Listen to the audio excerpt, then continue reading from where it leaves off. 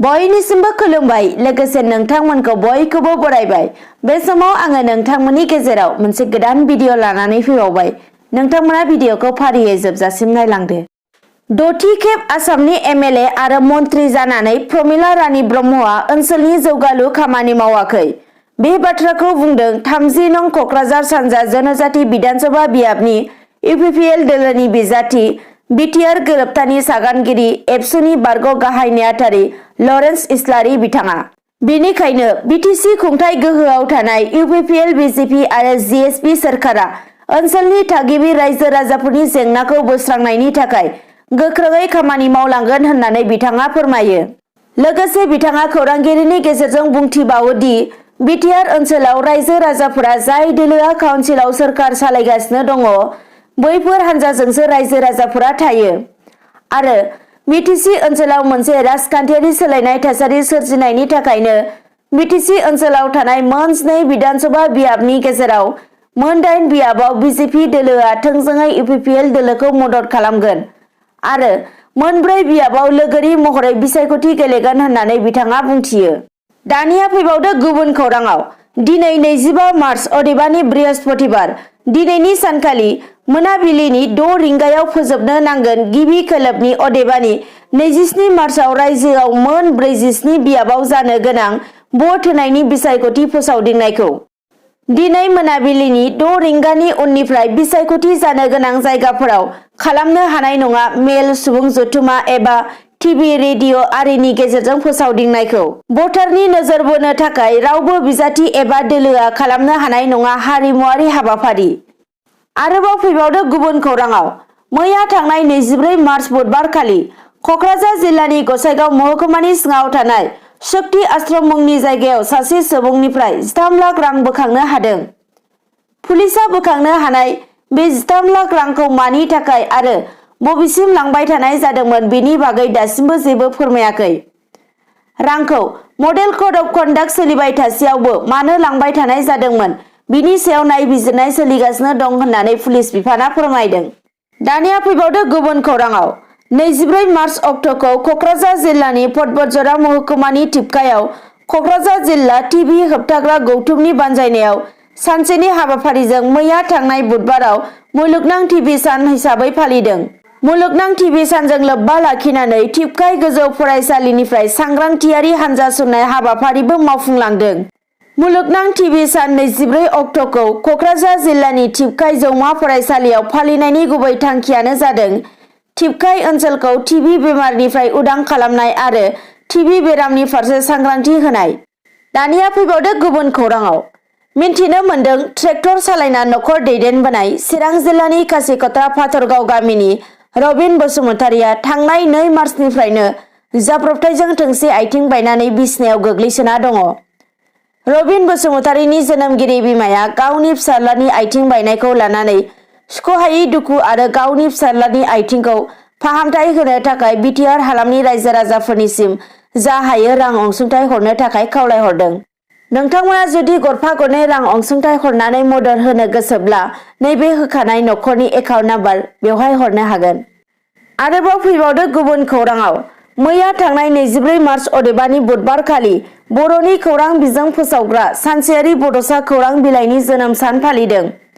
बे जोनोम सानखौ कक्राझार सहरनि जेडि रडआव थानाय मावखुलियाव फिसायैब्लाबो हाबाफारिनि गेजेरजों फालिनायखौ नुनो मोन्दों। दानिया फैबावदो गुबुन खौराङाव। चिरां जिल्लानि सिङाव थानाय बिलासपुराव पुलिसआ हमनो हादों सासे सिखाव।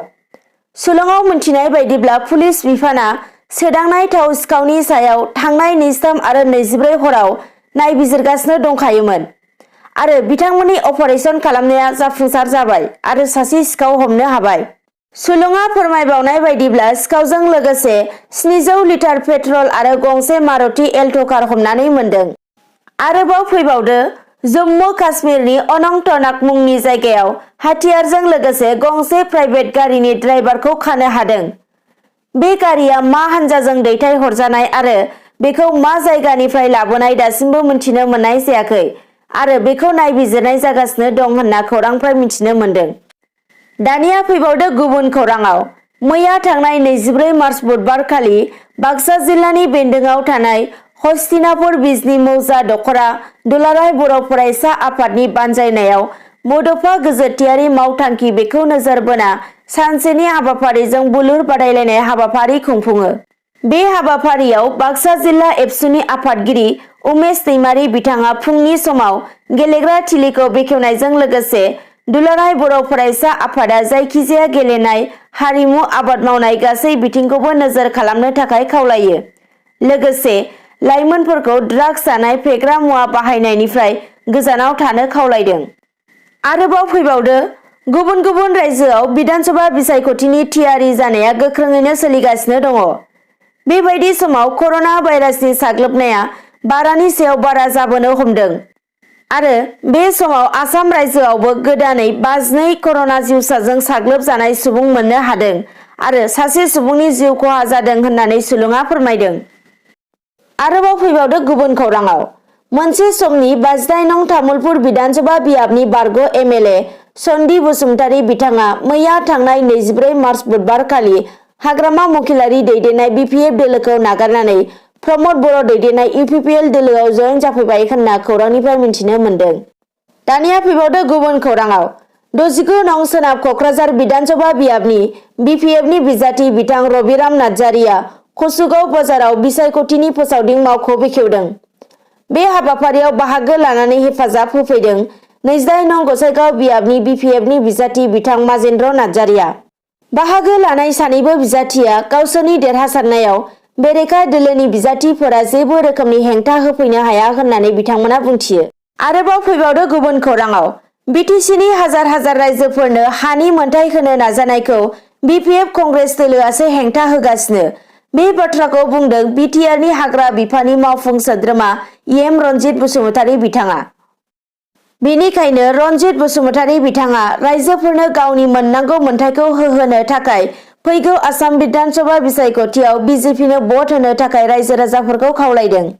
गुबुन फारसे आरोबाव रङिया बियाबनि बिजेपि दोलोनि बिजाथि भबेश कलिताया तामुलपुरनि दारखुसियाव मोनसे फोसावदिं मेलावबो बाहागो लादों। बे फोसावदिं मेलाव बिजेपि इउपिपिएल जिएसपिनि मावथि सोद्रोमाफोरा बाहागो लायो। बे मेलाव बाहागो लानानै बिजेपिनि बिजाथि भबेश कलिता बिथाङा बुङो दि बदरुद्दिन आजमलखौ दिसपुर दखल खालामनो होनाय जानाय नङा होननानै। लोगोसे बिथाङा बुंबावो दि बिजेपिआ 100+ देरहानानै जाफुंसार जानो हागोन। आरोबाव बिथाङा बुंबावो दि रङिया बियाबाव गावखौ फेजेननो हानाय रावबो बिजाथि गैया आरो 1 लाखनिबो बारा भट मोननानै बिसायख'थियाव देरहासार जागोन होननानै बिथां कलिताया बुंथिबावो। दिनै फुंबिलिनि खौरांफोरा बेखिनियानोसै। नोंथांमोना जुदि भिडिअखौ मोजां मोनदोंब्ला लाइक, कमेन्ट, शेयार, साबस्क्राइब खालामनो दाबाव। एसेनोसै, गोजोन्थों।